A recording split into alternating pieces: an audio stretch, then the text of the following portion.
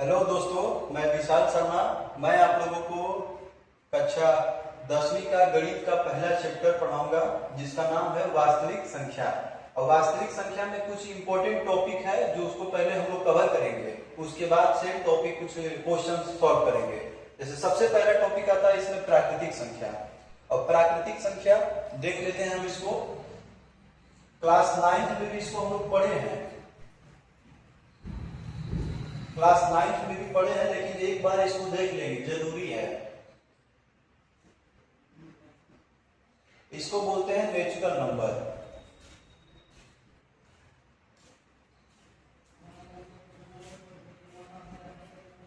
इसको बोलते हैं नेचुरल नंबर। प्राकृतिक संख्या को हमेशा n से डिनोट किया जाता है। n से डिनोट इसलिए करते हैं क्योंकि इसके नेचुरल नंबर में पहला लेटर n होता है, इसलिए इसको n से डिनोट करते हैं। तो जहां जहां n लिखा रहेगा समझ जाओगे कि प्राकृतिक संख्या है। प्राकृतिक संख्या किसे कहते हैं? वे संख्या जो 1 से शुरू होती है और कहां तक? अनंत तक जाती है, और वे धनात्मक संख्या सब होती है। प्राकृतिक संख्या वे धनात्मक संख्या जो 1 से शुरू होती है और अनंत तक जाती है। जैसे डिफिनीशन लिख देते हैं इसका। वे धनात्मक, थोड़ा सा बड़ा लिखते हैं, वे धनात्मक संख्या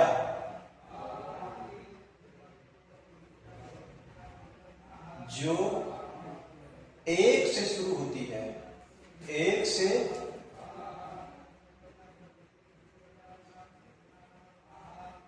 शुरू होती है। अब 1 से शुरू होती है यानी 1 से शुरू होगा, गिनती 1 से स्टार्ट होता है, तो 1 2 3 4 5 6 7 8 9 10 ये सब क्या होगा? प्राकृतिक संख्या।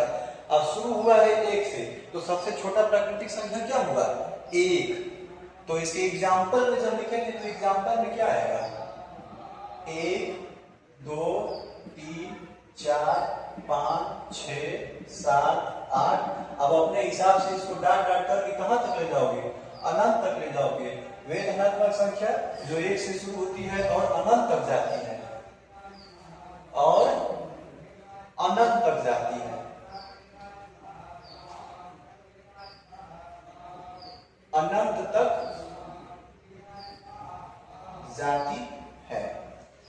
तो प्राकृतिक संख्या समझ में, सबसे छोटा प्राकृतिक संख्या 1। इसमें एक तो यही क्वेश्चन है कि सबसे छोटा प्राकृतिक संख्या क्या होगा। अगला होता है पूर्ण संख्या। अब पूर्ण संख्या इसको भी जान लेते हैं। पूर्ण संख्या इसको कहते हैं whole number. Whole number, whole number क्या होता है?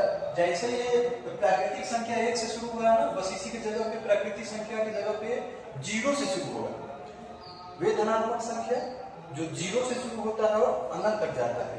तो वे धनात्मक संख्या, वे धनात्मक संख्या जो 0 से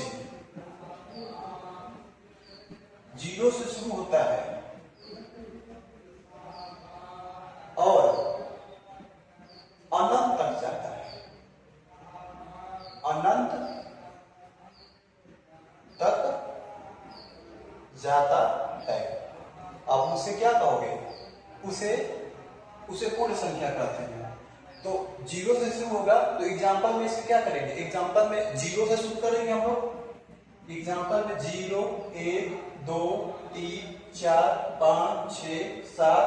अब यहां क्या करोगे? डॉट डॉट डॉट अनंत तक ले जाओगे। ये अनंत का सिंबल होता है, अनंत तक ले जाओगे। तो अब बताओ कि सबसे छोटा पूर्ण संख्या क्या मिला? 0। सबसे छोटा पूर्ण संख्या 0। प्राकृतिक कॉन्सेप्ट क्लियर हो गया, पूर्ण भी क्लियर हो गया। अब आगे आएगा आप लोगों का पूर्णांक संख्या। पूर्णांक संख्या इसको बोलते हैं integer. Integer number, integer number. जैसे इसमें क्या था कि प्राकृतिक में सभी वे धनात्मक संख्या था, पूर्ण संख्या में क्या था? वे धनात्मक संख्या था। इंटीजर में क्या होता है कि वे धनात्मक संख्या भी होता है, ऋणात्मक संख्या भी होता है और जीरो भी होता है। तो इसमें वे धनात्मक, सभी ऋणात्मक और जीरो भी, इनसे जो संख्याएं मिलकर बनती हैं उसको क्या कहते हो, उसको कहते हैं पूर्णांक संख्या। जैसे इसमें डिफिनेशन बनाएंगे तो लिख देंगे इसका कि सभी धनात्मक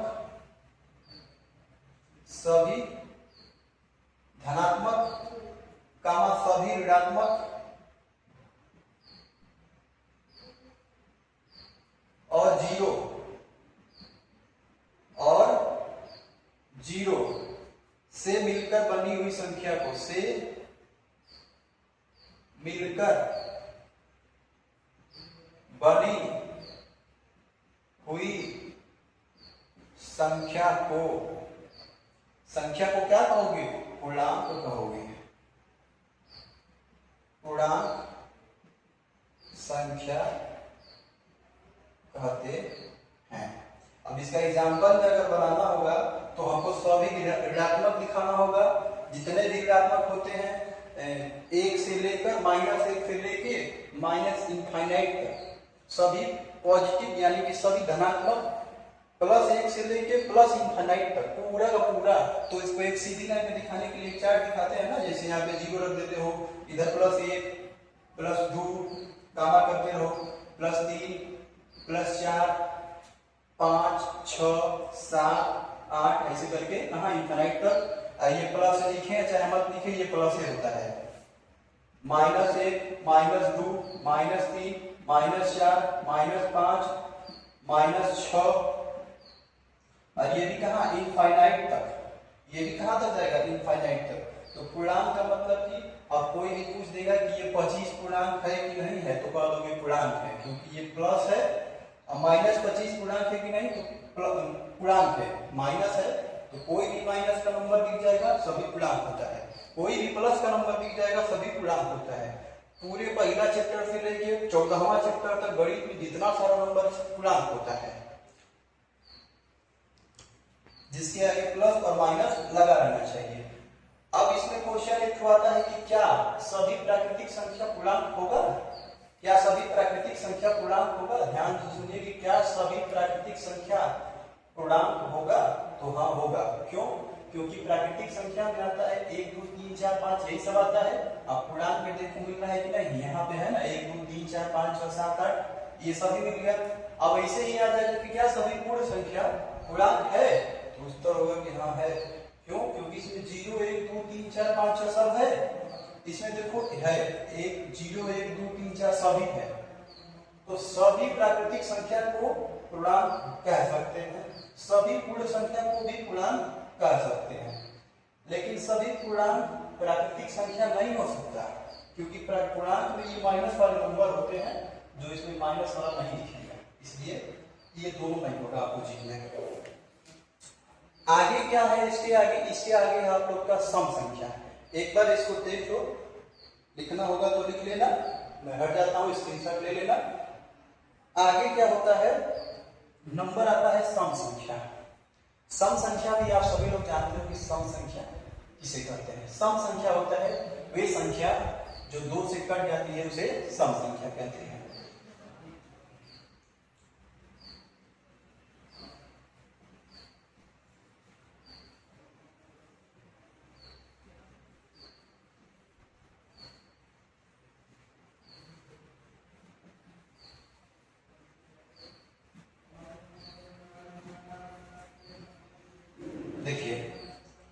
सम संख्या वे संख्या जो 2 से कट जाता है उसे सम संख्या। जब 2 से कटने वाला कौन सा नंबर होगा, गिनती कहां से स्टार्ट होती है, 0 ले लो, 0 2 से नहीं कटेगा, 1 होता है 1 2 से नहीं कटेगा। सम देखो यहां पे लिख देते हैं हम, सम संख्या वे संख्या जो 2 से कट जाता है चाहे विभाजित हो जाता है, कट जाता है, उसे सम संख्या कहते हैं। जैसे अब समझो एक बार, 0 ले ले, 1 ले ले, 2 ले ले, 3 4 5 6 7 8 ऐसे इनफाइनाइट तक ले लो। सम संख्या चेक करने के लिए बताओ कि क्या ये 2 से कट जाएगा 0? नहीं कटेगा, तो ये सम संख्या नहीं होगा। ये कटेगा 1, 2 से नहीं कटेगा, ये भी सम संख्या नहीं होगा। ये 2 से कट जाएगा, 1 आंसर आएगा, ये सम संख्या होगा। 3 2 से कटेगा, नहीं कटेगा, ये भी सम संख्या नहीं होगा। 4 2 से कटेगा, ये कट जाएगा, कितना आंसर आएगा? 2, ये सम संख्या होगा। तो समझ गए, यहाँ भी 6 भी कट जाएगा, यहाँ 8 भी कट जाएगा, यानी कि जो 2 से कट जाएगा। तो सबसे पहले क्या कटा? सबसे पहले कटा 2, तो सबसे छोटा सम संख्या 2 होता है। ध्यान देना, इसको एग्जाम्पल में हम लिख देते हैं। एग्जाम्पल में सबसे छोटा सम संख्या 2, तो 2 से स्टार्ट होगा। 2 4 6 8 10 12 14 16 ऐसे करके डाट करते रहो, सब 2 से कट जाएगा। अब सम संख्या समझ गए। अब आता है आगे, इससे आगे विषम संख्या। विषम संख्या इसी का अपोजिट, सम संख्या जो 2 से कट जाए, विषम संख्या जो 2 से नहीं कटे, इसी का अपोजिट। तो वे संख्या जो 2 से नहीं कटता है, तो विषम संख्या भी लिख लो। विषम संख्या वे संख्या जो 2 से नहीं कटता है, नहीं कटता है, हिंदी अपना सुधार लेना, नहीं कटता है, उसे विषम संख्या कहते हैं। अब एक बार इसको भी समझ लो। 0 1 2 3 4 5 6 7 ऐसे इनफाइनाइट तक ले लो। 2 से कटने वाला सबसे पहला नंबर क्या है? 0 तो छोड़ दो, 0 में भाग नहीं देते हैं, 1 से स्टार्ट करके देखते हैं। 1 है, क्या 1 2 से कटेगा? नहीं कटेगा, विषम संख्या हो गया। 2 से कटेगा? कटेगा। 3 2 से कटेगा? नहीं कटेगा, ये भी विषम संख्या हो गया। 4 2 से कटेगा? कटेगा, इसलिए ये विषम संख्या नहीं सम संख्या होगा, कट गया। 5 2 से कटेगा? नहीं कटेगा, ये भी विषम संख्या। 6 2 से कटेगा? हाँ कटेगा। 7 2 से कटेगा? नहीं कटेगा, विषम संख्या। यानी सबसे पहला विषम संख्या क्या मिला? 1, जो 2 से नहीं कटा है। तो इसका एग्जाम्पल में हम लोग लिखेंगे।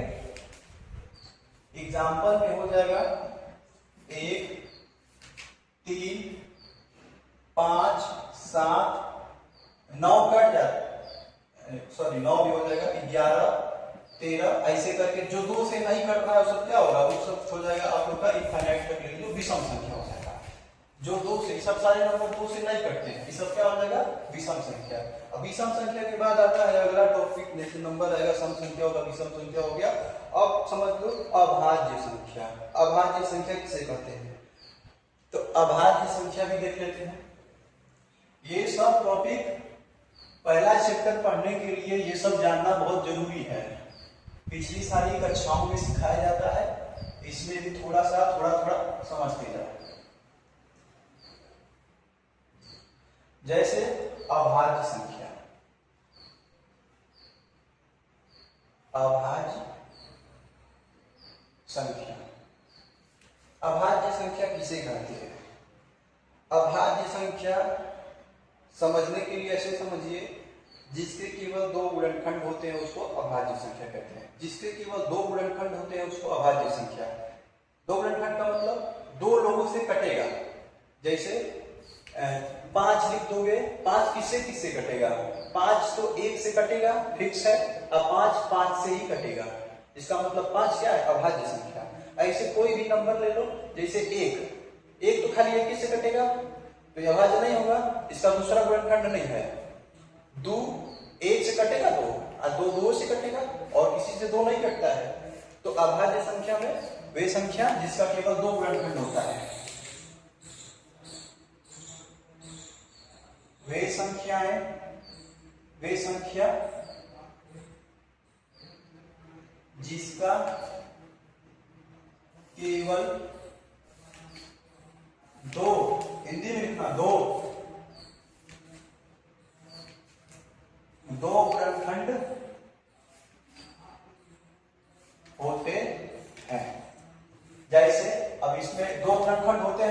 हम लोग गिनती लिख के चेक कर लेते हैं।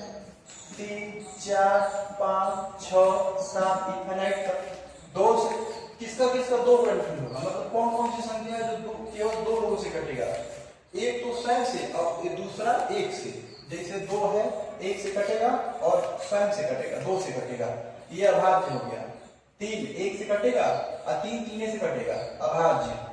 1 से कटेगा, 2 से कटेगा, 4 से भी कट जाएगा, ये नहीं होगा अभाज्य। 1 से कटेगा, 5 से कटेगा, ये हो जाएगा अभाज्य। ये भी नहीं होगा, ये 1 से कट गया, 2 से कट गया, 3 से भी कट जाएगा, 6 से भी कट जाएगा, ये अभाज्य नहीं होगा। इसके 2 से ज्यादा गुणनखंड होंगे, इसके भी 2 से ज्यादा गुणनखंड हो गए, तो ये सब जिसका जिसका केवल 2 गुणनखंड होता है, यानी कि 2 लोगों से कटता है, वो क्या होता है, अभाज्य संख्या। इसका एग्जाम्पल लिखोगे तो क्या होगा। सबसे पहले स्टार्ट हुआ है 2 से, 3 5 7, अब इसमें आगे 8 नहीं होगा, 9 नहीं होगा, 10 नहीं होगा, 11 होगा, 13 होगा, 17 होगा, 19 होगा। अब इसे करके डाट डाट कर दो, बहुत हो गया है ना। तो वे संख्या जिसका केवल 2 गुणनखंड होता है। अब इसमें आगे बढ़ा के लिखना चाहोगे तो लिख सकते हो। पहला गुणनखंड क्या होता है, पहला 1 होता है, 1, और दूसरा स्वयं वही संख्या, स्वयं वही संख्या। पहला 1 होता है, दूसरा स्वयं वही संख्या। इसमें से किसी को भी निकाल दो, इसका 2 गुणनखंड आएगा। जैसे 11 ले ले, 11 1 से कटेगा और 11 11 से ही कटेगा। 11 पहला 1 हो गया और दूसरा स्वयं वही संख्या, मतलब 11 11 से दूसरा स्वयं वही संख्या। ये समझ में आ गया पूरा। इसके आगे आता है अब भाज्य संख्या। अभाज्य हो गया, भाज्य संख्या, भाज्य संख्या।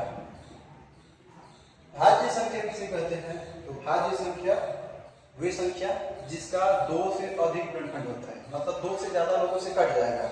अब 2 से ज्यादा लोग का मतलब 3 लोग से भी कट जाएगा, 3 भी गुणनखंड हो सकता है, 4 भी गुणनखंड हो सकता है, 5 भी हो सकता है। शर्त यह है कि बस 2 लोगों से ज्यादा गुणनखंड होना चाहिए उसका। डिफिनेशन कैसे बनाओगे,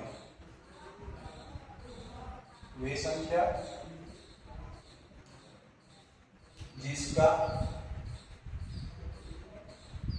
वे संख्या जिसका 2 से अधिक गुणनखंड होता है उसे भाज्य संख्या कहते हैं।